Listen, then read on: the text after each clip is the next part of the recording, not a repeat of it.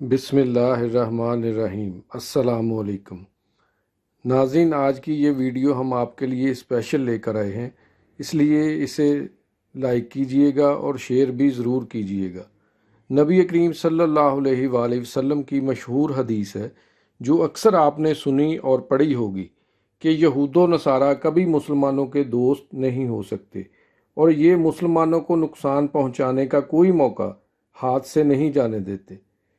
ناظرین، پہلے غیر مسلم کی طرف سے مسلمانوں کو اس طرح روحانی تکلیف پہنچائی جاتی تھی کہ کبھی وہ گستاخانہ خاکے بناتے، کبھی قرآن پاک کی بے حرمتی کرتے، جس کی وجہ سے مسلمانوں میں اشتعال پیدا ہوتا، احتجاجی مظاہرے ہوتے۔ لیکن اب ان اسلام دشمن لوگوں نے اپنا طریقہ کار تبدیل کر لیا ہے۔ اب وہ یہ کام مسلمانوں کے ہاتھوں کرواتے ہیں۔ گارمنٹس، بیڈ شیٹ، جوتوں پر ایسے ڈیزائن بنائے جاتے ہیں جن میں مقدس نام یا قرآنی حروف لکھے جاتے ہیں۔ اس طرح جب مسلمان ان چیزوں کو استعمال کرتے ہیں تو نہ چاہتے ہوئے بھی گستاخی کے مرتکب ہو جاتے ہیں۔ اس کے علاوہ ان غیر مسلم اور شیطانی تنظیموں کے اعلی کار اب ایسے کارٹون اور گیمز بنا رہے ہیں جس میں اس طرح بے حرمتی کروائی جاتی ہے۔ ابھی ہم آپ کو سکرین پر ایسی ہی ایک مشہور گیم دکھا رہے ہیں جس میں اللہ کے مقدس ناموں کی بے حرمتی کی گئی ہے۔ اس گیم کا نام ہے ہٹ مین 2۔ اس میں پلیئر جب سٹیئرز کے ذریعے اوپر جاتا ہے تو مقدس نام اس کے پاؤں کے نیچے آتے ہیں۔ یوں نہ چاہتے ہوئے بھی مسلمان اس بے حرمتی کے مرتکب ہو جاتے ہیں۔ سکرین پر ہم آپ کو زوم کر کے دکھا رہے ہیں۔ اس کے علاوہ دیواروں کی سائیڈوں پر بھی ایسے ہی مقدس الفاظ تحریر ہیں۔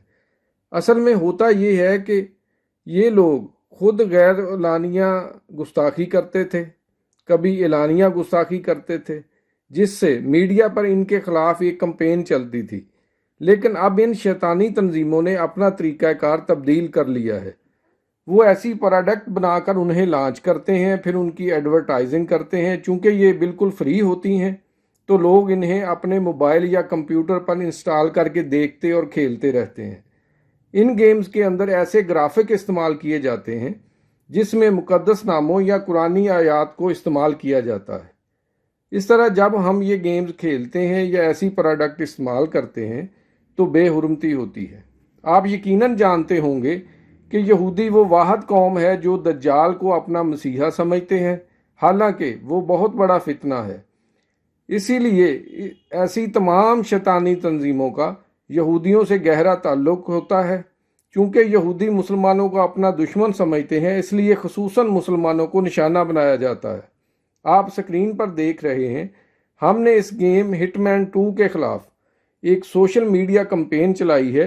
آپ بھی ہمارا ساتھ دیں، اسے لائک کر کے فیس بک اور واٹس ایپ پر شیئر کر دیں۔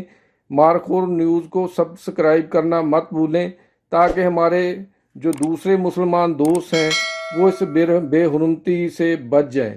مزید اپڈیٹ کے لیے دیکھتے رہیے مارخور نیوز۔ مارخور زندہ باد، پاکستان پائندہ باد۔